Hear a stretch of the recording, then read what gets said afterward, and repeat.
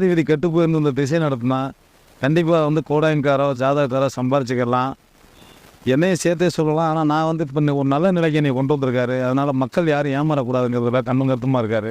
இந்த 5ஆம் இடம் புத்திரஸ்தானம்னு சொல்லக்கூடிய எந்த லக்னமாக இருந்தாலும் 5ஆம் இடத்தில் ராகு கேது இருந்தால் இந்த இடத்துக்கு வந்தால் திருநாகேஸ்வரம், திருக்காளஹஸ்தி, சங்கரன் கோயில் எல்லாம் எப்படி சொல்கிறாங்களோ அது மாதிரி என்னென்னா அந்த கோயிலை நான் ஒப்பிடையில் வந்து இப்போ வந்து இந்த கோயில் வந்து இந்த ஒரு 5 ஆண்டு 6 ஆண்டுகள்லேயே வந்து ஒரு நல்ல வளர்ச்சியை பெற்றிருக்கு.